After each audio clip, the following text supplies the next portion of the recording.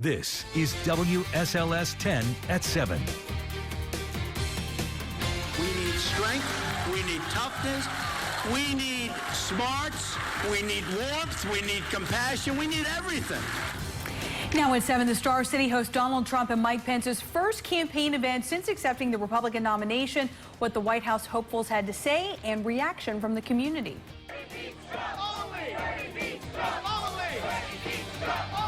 The Democratic National Convention kicks off, but the party is not unified. What Democratic leaders hope changes the mood of the convention.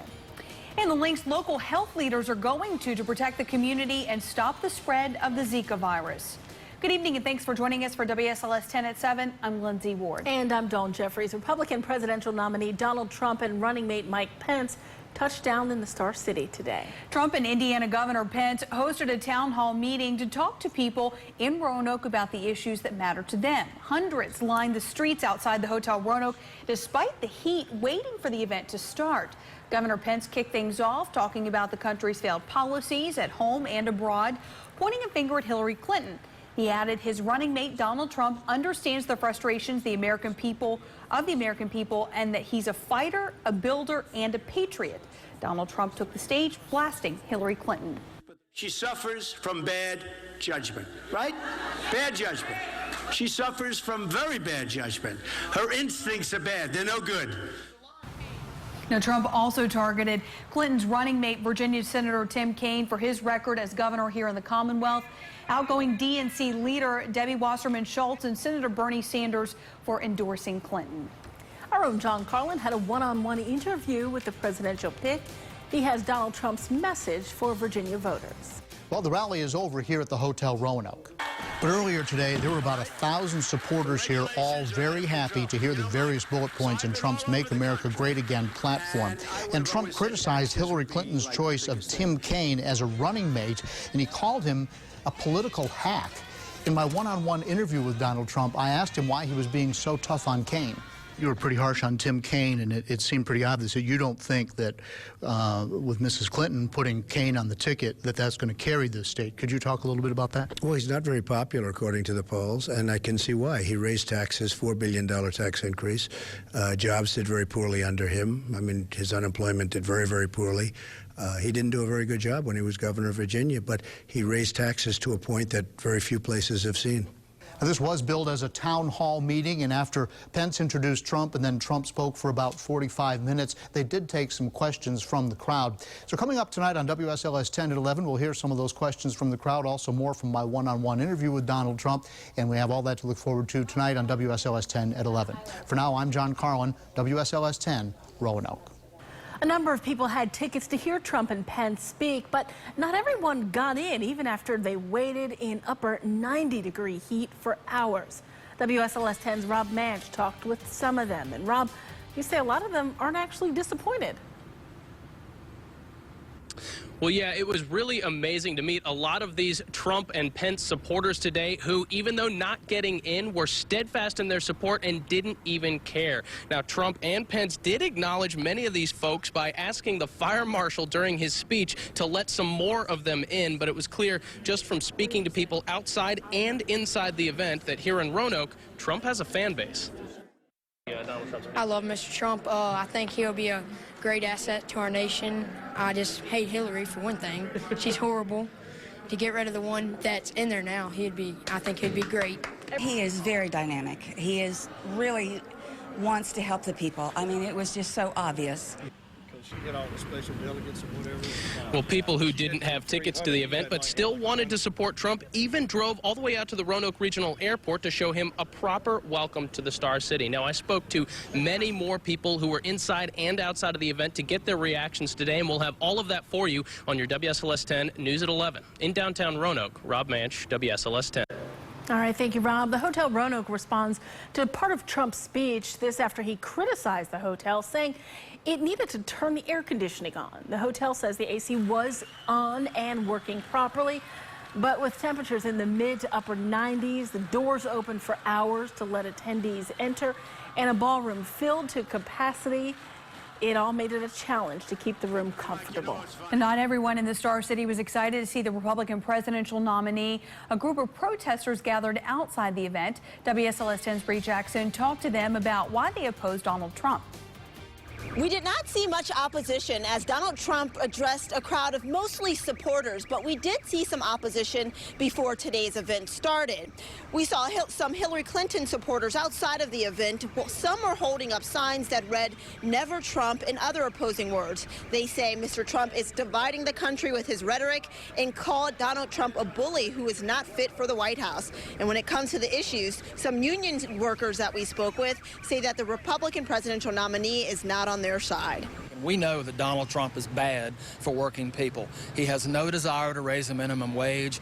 He believes even the minimum wage should be lower. He is an enemy of the poor and certainly not supportive of the working class in the U.S. And we also did see a heavy security presence. We were told that Secret Service as well as Roanoke City Police were here, but all in all, it was a safe and mild event. In Roanoke, Bree Jackson, WSLS 10.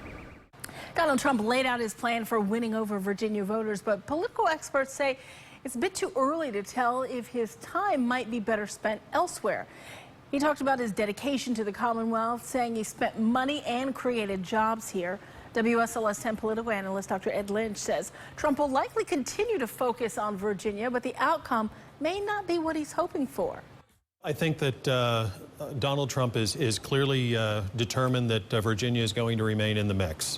He is not conceding the state. We'll see whether or not that works out, because he may end up spending time here that perhaps would have been better spent in other states.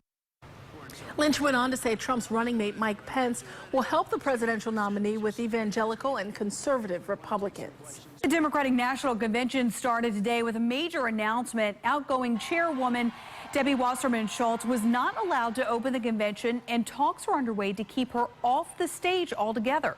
Wasserman Schultz resigned after emails by her staff were leaked. The email leak, which is being investigated by the FBI, detailed how the DNC worked to derail Senator Bernie Sanders' campaign. Today, Sanders supporters packed the convention center, but they did not approve of his message. We have got to defeat Donald Trump, and we have got to elect Hillary Clinton and Tim Kaine. As you can hear, boos from the crowd there. Tonight, Senator Sanders will address the convention. Democrats are hoping his words will convince his supporters to vote for Clinton and unite the party. For more of our election coverage, you can head to our website, WSLS.com. Hundreds of people marched at the governor's mansion protesting Terry McAuliffe's environmental policies. The people united will never be divided. The people united will never be divided. More than 60 different groups from across the state endorsed Saturday's march, asking McAuliffe to support people over pollution. Demonstrators included those affected by proposed pipelines and people concerned over water quality issues stemming from the introduction of treated coal ash to water sources. A McAuliffe spokesman argues the governor has fought for renewable energy, noting his push for more solar power development in the state. 19 people are dead and 20 more are hurt after a man attacked a facility for the disabled in Japan.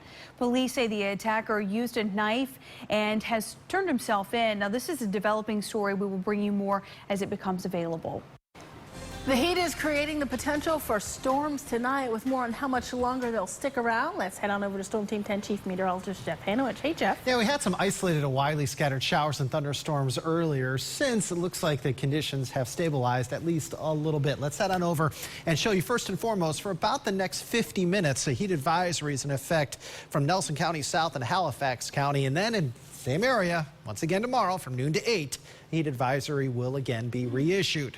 All right, the radar showing a few thunder showers out across, say, Wythe County, Grayson County. Then you head up farther north and east, and we have some rain being reported right along the Amherst-Rockbridge County line, also into areas, say, near Bath County, seeing a few thunder showers. All this, by the way, moving to the east at around about 20 miles per hour.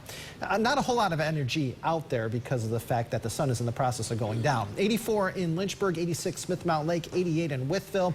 Your day planner showing temperatures already in the upper 80s by noon tomorrow. We're in the lower 90s by 3. Your high temperature tomorrow 93, but it'll feel even hotter than that with the best chance for scattered showers and thunderstorms occurring after about 1 o'clock. Highest heat indices tomorrow, 90 to 95, and in the mountains east of the Blue Ridge, you could feel over 100 again. So take good care of yourself and your pets too. In addition to that, wear that light color, loose-fitting clothing and stay hydrated. Under no circumstances do you bundle up. Lindsay. Cannot believe he was about to say bundle up. Well, the president of the Martinsville Henry County NAACP says the local school system really needs more diversity. At the suggestion of the Martinsville City School District Board, the interim superintendent is reaching out to community organizations for potential applicants. The NAACP president says more diversity will help students be more successful. When we see ourselves, we see our possibilities. When you don't see yourself, then you say, well, this is a pipe dream. People tell me I can go to college, but not one person talking to me even looks like me. The school district hopes to fill the positions by the start of the school year, but will continue to reach out to community organizations until the positions are filled. According to the Centers for Disease Control, more than 1,400 cases of Zika have been reported in the U.S. Now, local health leaders are taking steps to stop Zika and other mosquito-borne viruses from spreading here. WSLS10's Bethany Teague has more. Health department leaders are taking their message door to door across the New River Valley to educate people not only about the dangers of the Zika virus, but other diseases carried by mosquitoes. They say the likelihood of someone contracting the Zika virus from a mosquito in Virginia is still very low, but other more common mosquito-borne illnesses are happening throughout the Commonwealth. Health leaders say those living below the poverty line are more likely to be exposed to these diseases. They say it's important to empty or dump any standing water on your property at least once a week. The message really needs to be mosquito control, because all of us have gotten cavalier about our concern about mosquito bites. It's just become a nuisance. But in fact, mosquitoes carry diseases, and that's what we need to focus on.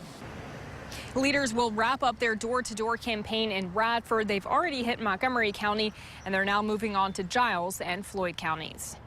In Christiansburg, Bethany Teague, WSLS 10. More people can now get help at the Community Health Center of the New River Valley following a $1 million grant. The center says the U.S. Department of Health and Human Services grant will allow for the renovation of the facility, which in turn will allow them to serve more patients at the Christiansburg site. The money will also allow it to add 2 new pediatric exam rooms and a new dental surgery room. The center will also buy new equipment. Hundreds of local students may have to start the new semester unprepared because families can't afford school supplies. How you can help them start the new year off with confidence.